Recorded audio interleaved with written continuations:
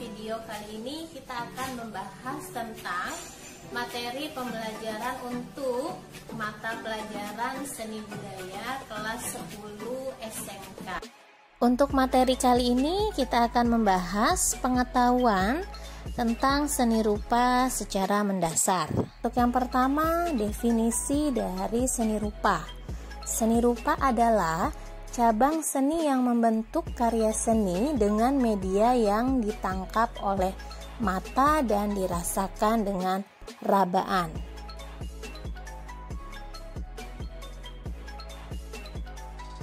Dalam setiap seni pasti memiliki unsur-unsur yang mendukung di dalamnya. Langsung saja kita akan membahas tentang unsur-unsur seni rupa. Yang pertama ada yang namanya titik. Titik ini merupakan unsur terkecil dan awal dari sebuah karya koordinat tanpa dimensi atau area. Sebenarnya titik digunakan untuk menciptakan unsur yang lain. Karena itu terkadang beberapa ahli lain tidak memasukkan titik sebagai unsur seni rupa. Di sini ada para ahli yang mengatakan, yaitu Bapak Sajiman, secara umum suatu bentuk disebut sebagai titik karena ukurannya yang kecil. Dikatakan kecil karena objek tersebut berada pada area yang luas, dan manakala dengan objek yang sama dapat dikatakan besar apabila diletakkan pada area yang sempit. Unsur yang kedua ada garis. Garis adalah hubungan dua titik atau jejak titik yang bersambungan atau berderet.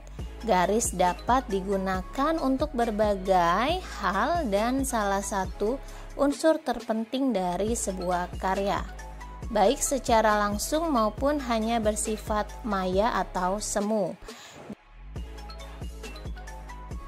Keahlian mengolah gambar melalui garis atau menggambar ini merupakan salah satu fondasi mental terpenting untuk berkarya bagi seorang seniman atau desainer.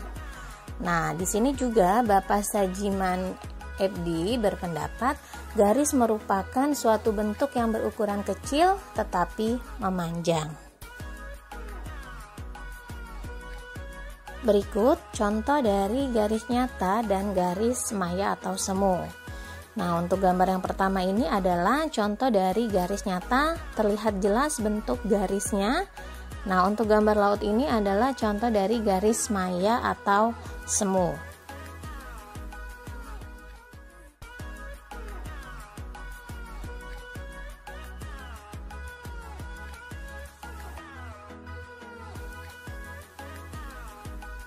Jadi dapat disimpulkan suatu hasil goresan yang disebut garis nyata, batas suatu benda, batas sudut ruang, batas sudut warna, bentuk gempal, rangkaian massa, dan lain-lain yang disebut garis maya atau semu. Seperti contoh yang tadi sudah saya berikan, yaitu adalah gambar dinding, sudut dinding, dan juga ada gambar laut, yaitu adalah berbentuk garis maya atau semu. Kita lanjut unsur yang ketiga, yaitu bidang. Bidang merupakan garis yang ujungnya saling bertemu dan membuat area tertutup. Bidang menempati ruang dua dimensi atau dwimatra.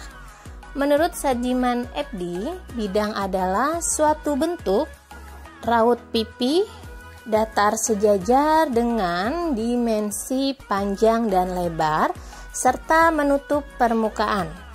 Bentuk-bentuk yang pipi atau gepeng seperti triplex, kertas, karton, seng, papan tulis, dan bidang datar lainnya. Unsur seni rupa yang keempat ada bentuk dan volume. Bentuk adalah susunan titik, garis, dan bidang yang menyerupai objek tiga dimensi atau trimatra dalam ruang dua dimensi. Bentuk biasanya dibuat dengan menggunakan gelap terang yang dimanipulasi oleh proses gradasi.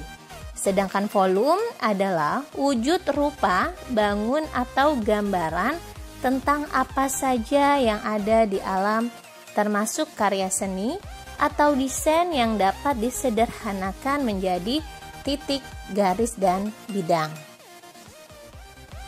Kita masih lanjut. Unsur seni rupa yang kelima ada ruang.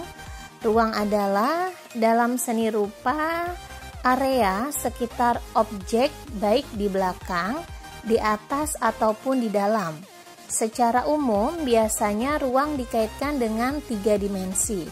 Namun dalam seni rupa, ruang adalah unsur yang memberi kesan keluasaan, kesatuan, kedalaman, jauh, atau dekatnya suatu objek. Nah, seperti contoh misalkan rel kereta. Nah, rel kereta ini kalau misalkan kita lihat dari sudut pandang depan, rel kereta ini semakin jauh akan terlihat semakin mengecil.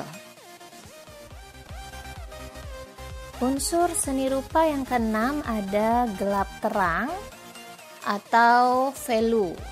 Nah, benda apapun yang terdapat pada alam kita akan memiliki intensitas cahaya yang berbeda pada setiap bagian. Begitu pula dengan karya seni rupa. Jadi, gelap terang adalah unsur terpenting dalam membuat bentuk atau gempal agar tampak 3 dimensi dengan memanfaatkan highlight.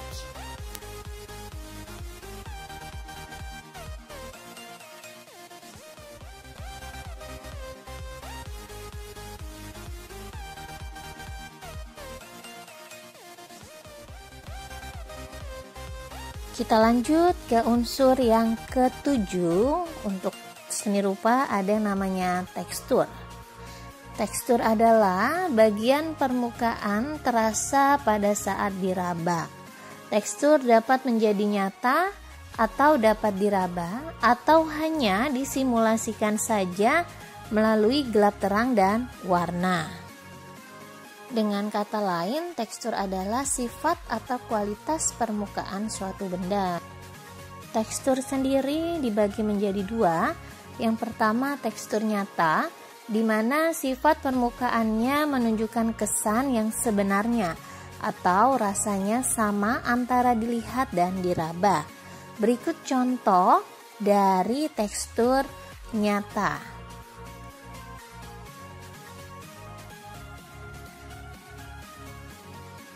Yang kedua ada tekstur semu, di mana kesan permukaannya dapat berbeda antara dilihat dan diraba. Tekstur berguna untuk memberikan karakter dan kesan tertentu pada bidang permukaan agar dapat menghasilkan nilai estetika. Berikut contoh dari tekstur semu. Biasanya ada pada lukisan. Dan unsur ke-8 dalam seni rupa ada yang namanya warna. Warna adalah pantulan cahaya terhadap benda yang memiliki pigmen tertentu. Sebuah benda berwarna merah karena benda tersebut bersifat pigmen yang memantulkan warna merah dan menyerap gelombang warna lainnya. Benda hitam tidak memantulkan warna apapun karena menyerap semua warna pelangi atau semua panjang gelombang. Untuk warna sendiri dibagi menjadi 3, yakni warna primer, sekunder, dan tersier. Oke teman-teman, kita lanjut ke jenis-jenis seni rupa. Yang pertama, seni rupa berdasarkan wujudnya. Di sini seni rupa dibagi menjadi 2. Yang pertama ada seni rupa 2 dimensi, di mana seni rupa dengan karya 2 ukuran yaitu panjang dan lebar. Contohnya bisa seni lukis, seni batik, seni tenun, hiasan keramik, dan seni ilustrasi. Lalu yang kedua ada seni rupa 3 dimensi. Seni rupa 3 dimensi ini seni rupa yang memiliki 3 ukuran panjang, lebar, dan tinggi, dan juga memiliki volume. Contohnya adalah seni kriya, patung, bangunan, ukiran, seni taman, dan lain-lain. Jenis seni rupa yang kedua yakni seni rupa berdasarkan masanya, di mana dibagi menjadi 3. Yang pertama ada seni rupa tradisional. Seni rupa yang dibuat dengan pola, aturan, dan pakem tertentu sebagai pedoman dalam berkarya seni. Nah, dan biasanya ini tidak mengubah bentuk aslinya. Contohnya batik, wayang, kain songket, dan lain-lain. Karena bisa menjadi warisan leluhur bangsa. Yang kedua, seni rupa modern adalah karya seni yang ditandai dengan munculnya kreativitas untuk menciptakan hal yang baru yang belum pernah ada sebelumnya. Contoh dari karya seni rupa modern ini adalah berupa lukisan dari seniman-seniman yang hebat. Yang ketiga, seni rupa kontemporer adalah karya seni yang pemunculannya dipengaruhi oleh waktu yang menandai karya seni tersebut diciptakan. Seni rupa kontemporer ini bersifat kekinian dan temporer. Jenis seni rupa yang ketiga, seni rupa berdasarkan fungsinya, di mana dibagi menjadi 2. Yang pertama, seni rupa terapan adalah seni rupa yang dihadirkan dari tujuan praktis, biasanya untuk kehidupan sehari-hari. Yang kedua ada seni rupa murni, seni rupa yang diciptakan bukan untuk tujuan digunakan dalam kehidupan sehari-hari, tapi lebih mementingkan nilai keindahan atau estetis. Pembahasan berikutnya kita masuk ke fungsi seni rupa. Yang pertama, fungsi individu, di mana dibagi menjadi 2. Yang pertama, fungsi pemenuhan kebutuhan fisik. Seni terapan memang mengacu kepada pemuasan kebutuhan fisik, sehingga dari segi kenyamanan menjadi hal yang penting. Contohnya seni bangunan, seni furnitur itu sangat menjadi kebutuhan dalam kehidupan sehari-hari. Oke, untuk yang kedua adalah fungsi pemenuhan kebutuhan emosional. Maksudnya, pengalaman dari setiap orang sangatlah berbeda untuk memenuhi sisi emosional atau perasaannya. Untuk memenuhi kebutuhan emosinya, manusia memerlukan dorongan dari luar dirinya yang sifatnya menyenangkan dan memuaskan kebutuhan batinnya. Contohnya ketika orang berkunjung ke pameran seni, nah dia pasti tentunya akan merasa puas melihat karya-karya seni yang indah. Kita lanjut ke fungsi seni rupa yang kedua, yaitu adalah fungsi sosial, di mana dibagi menjadi 4. Yang pertama, fungsi sosial seni rupa di bidang rekreasi. Apa sih maksudnya? Seni rupa juga sebagai benda rekreasi seperti teater, pameran lukisan, pameran batik, dan pameran patung.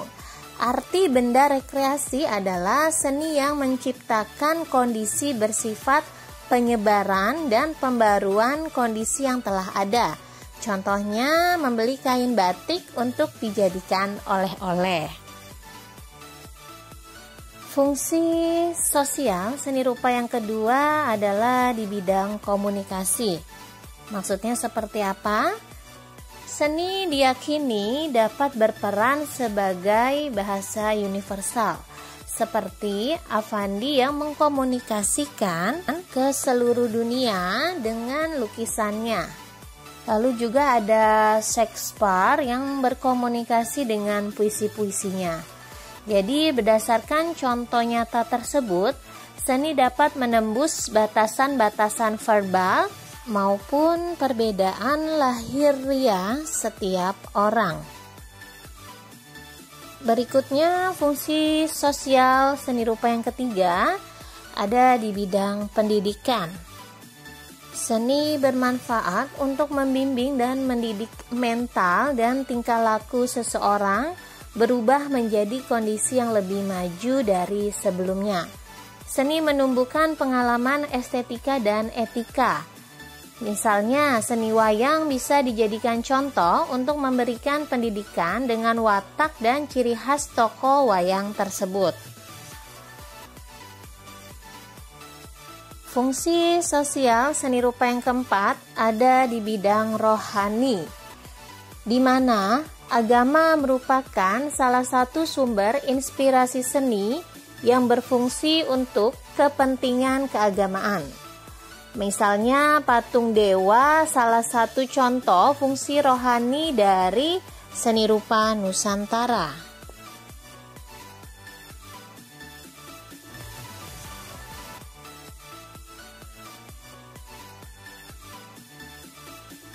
Bertemu lagi di video pembelajaran selanjutnya. Saya Farah Mutia. Wassalamualaikum warahmatullahi wabarakatuh. Salam budaya.